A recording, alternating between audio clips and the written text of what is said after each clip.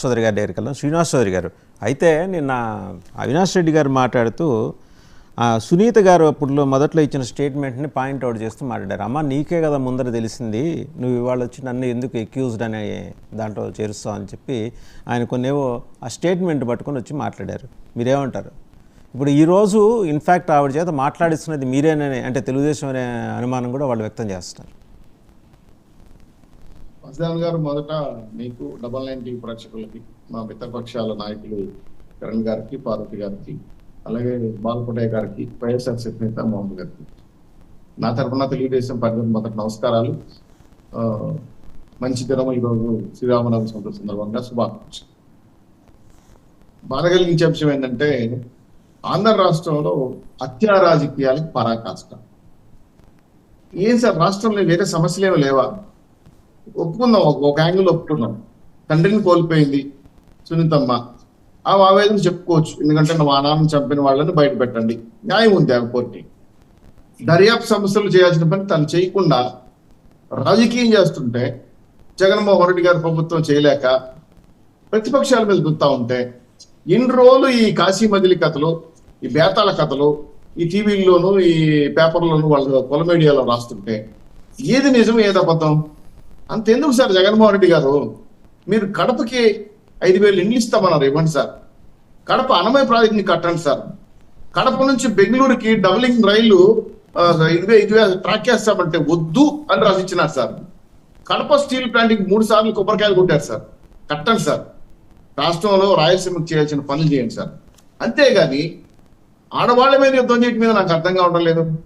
రాయలసీమలో ఫ్యాక్షనిస్టులు ఆడవాళ్ల మీద ఇలాంటి తప్పుడు ఆరోపణలు చేసినా, ఆడవాళ్ళ జోలికి వెళ్ళినా రాయలసీమలో ఒక భాష పడతారు, చాలా తప్పుడు భాష పడతారు.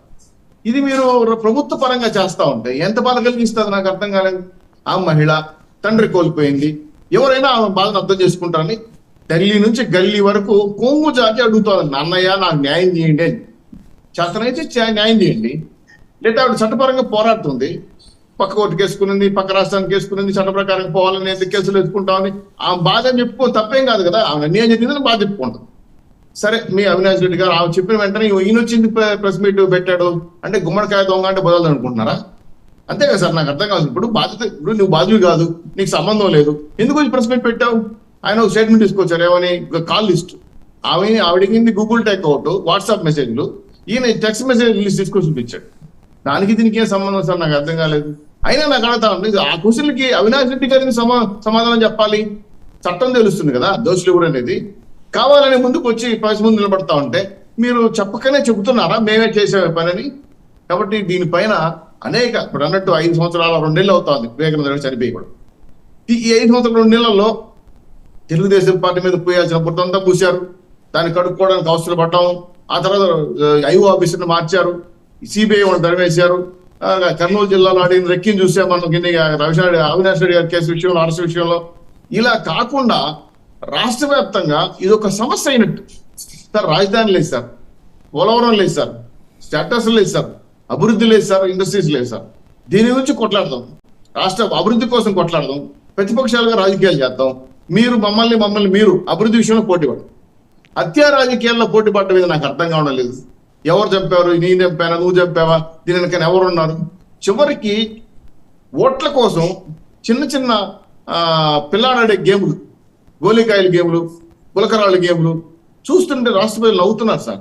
నిజంగా చంపేయాలనిపిస్తే రాయలసీమలో ఇట్లా ఏమంటుందంటే మల్లెపూతో కొట్టేది, తడి చేత కొట్టేది ఏముండదు సార్. వేస్తే బాంబులు వేసేస్తారు, లేదా తుపాకులు కొట్టేస్తారు. ఇప్పుడు రాజారెడ్డి గారు ఎలా చనిపోయారు మీకు తెలియదు, అది వివేకానంద రెడ్డి ఎలా చనిపోయారు తెలీదా, రాజశేఖర రెడ్డి గారు తెలీదా? ఇవన్నీ చూసాం కదా.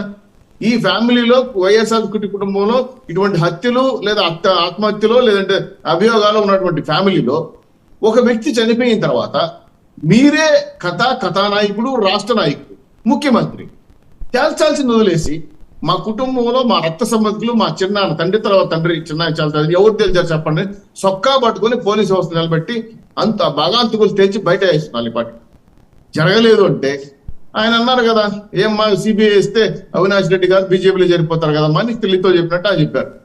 మరి ఆ మాట జగన్మోహన్ రెడ్డి గారు అనొచ్చా అండి? ఇన్ని అనుమానాలు తావదీస్తాయండి. ఈ అంశాలను పరిగణలోకి తీసుకుంటే రాష్ట్ర భవిష్యత్తు వెళ్ళిపోయింది. హత్య రాజకీయాలు ముందుకు వచ్చింది. ఎలక్షన్ గేమ్ గా మారిపోయింది. నువ్వు చంపావా నేను చెప్పావు, నువ్వు చంపావా నేను చెప్పావు. సార్ దీని వెనక తెలుగుదేశం పార్టీ ఉంటుంది, నాకు అర్థం కావడం లేదు. ఆమెకి మాకు సంబంధం లేదు. మేము తెలుగుదేశం పార్టీ అత్యున్నత దిశలో ఉంటే ఎలక్షన్ కోర్టు ఉండేటప్పుడు ఈ హత్య జరిగింది. సిట్ వేసి అప్పుడే మీరు సిబిఐ ఎన్క్వైరీ వేసాం. ఆ రోజు మామూలు కేసుగా హత్య జరిగినట్టు రాశారు.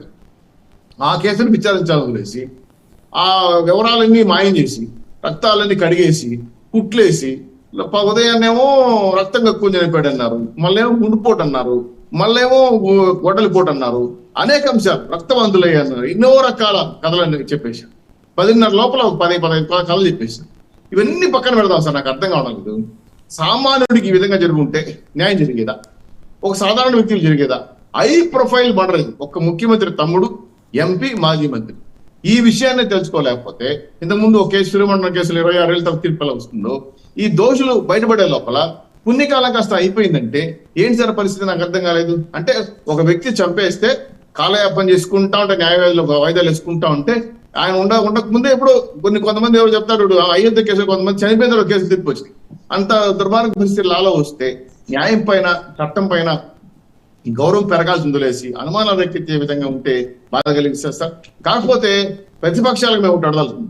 ముఖ్యమంత్రి గారు మీరు సిద్ధం సభలు పెడుతున్నారు, మద్యం దాపించి కూర్చొని పెడుతున్నారు, నాకు తెలీదు. మీరు రాష్ట్రానికి 5 ఏళ్ళు ఏం చేశారో చెప్పండి, మేము వింటాం సంతోషంగా. ఇదన్నీ నేను చేశానబ్బా, ఈ బ్రహ్మాండంగా అభివృద్ధి చేశాను. మాట్లాడితే దొస్సయం. దేవుడి దయతో మీ అందరి దీవెనతో నీ మళ్ళీ ముఖ్యమంత్రి అవ్వాలి, లేదంటే శ్రీకృష్ణుడు నేను, ప్రజలు నేను అర్జునుడు. ఏం సార్ 95% మేము అమలు చేసేసాం. ఈ 4 పదాలు తప్ప, రొటీన్ డైలాగ్స్ తప్ప రాష్ట్ర అభివృద్ధి గురించి మాట్లాడే జగన్మోహన్ రెడ్డి గారు చూద్దాం చాలా రోజులు ఆశపడుతుంది. శ్రీనివాసరావు గారు అంటే శ్రీనివాసరావు గారు మీరు కూడా, అంటే మీ పార్టీ కూడా ఈ ఒక్క అంశమే ఎన్నికల ఎజెండాగా పెట్టుకొని ముందుకెళ్ళటం అనేది మీకు కొంచెం ఇబ్బంది అనిపించట్లా? చాలా ఉన్నాయి కదా మీకు. పొద్దున్న లేస్తే దీని మీద 2 ఏళ్ల పాటు డిబేట్లు నడిపారు మీరు. ఇదే ప్రధానమైన అంశం, ఇంకేం లేవా మీకు? ఎస్ మంచి ప్రశ్న వేసారు సార్. నేను ఎత్తటమే నేను అంశం ఎత్తా. ఆంధ్ర రాష్ట్ర అభివృద్ధి గురించి ఎవరు మాడట్లా.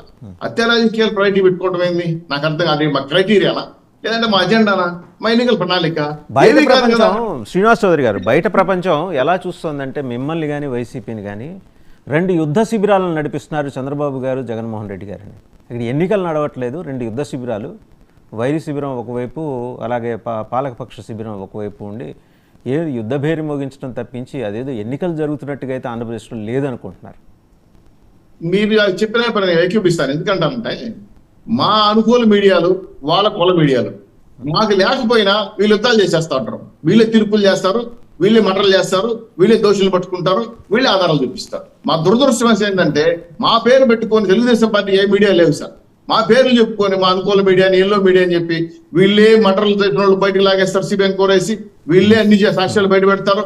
24 గంటలు ఈ బాధలు తప్ప రాష్ట్రంలో జరిగే బాధల గురించి ఎవరు మాట్లాడట్లేదే.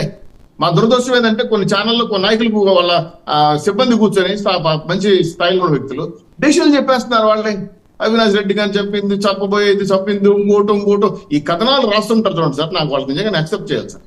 మాకు తెలుగుదేశం పార్టీకి ఒక ప్రణాళిక ఉంది, మాకు ప్రోగ్రామ్ ఉంది. మేము ఎన్నికల ప్రణాళికలో విజయించడానికి పార్టీ ఒక సిద్ధాంతం పెట్టుకుంది. దాని ప్రకారం తెలుగుదేశం పార్టీ పనిచేస్తుంది. కానీ ఛానల్ చెప్పినట్టు తెలుగుదేశం పార్టీ పనిచేస్తారు నాకు అర్థం కావట్లేదు. ఉదయాన్నే లేస్తే అవినాష్ రెడ్డి గారిని పలానా జబ్బోయారంట, దస్తగిరి అప్రూవల్ అయ్యారంట, దీని సునీతారెడ్డి గారికి చెప్పారంట, దీనికి చంద్రబాబు నాయుడు గారు మద్దతు తెలియజేశారంట, లోకేష్ గారు ట్వీట్ చేశారు అంట. ఈ అంటలేదు నాకు తంటలు మా పెద్దగానే పైపోతుంది. చచ్చిపోయిన వాళ్ళు పాపం హ్యాపీగా కొండ పైన ఉన్నారు, బాధ కలిగించడం ఏంటంటే ఈ కథనాలు మానేసి రాజకీయాలు చేద్దాం, రాష్ట్ర అభివృద్ధి కోసం పోరాడదాం. జగన్మోహన్ రెడ్డి గారు తప్పు చేసినట్టే తేలిపోతాడు. చౌదరి గారు ఒకసారి జనసేన అధికార ప్రతినిధి శివపార్వతి గారు వదిలేసి మా మీద దుర్మతాలు మానేయడము, హత్య రాజకీయాలు తెరదప్పకపోతే మాత్రం రాష్ట్ర భవిష్యత్తు అంధకారంగా మారే పరిస్థితిని మీ ద్వారా హెచ్చరిస్తున్నారు. శివపార్వతి గారు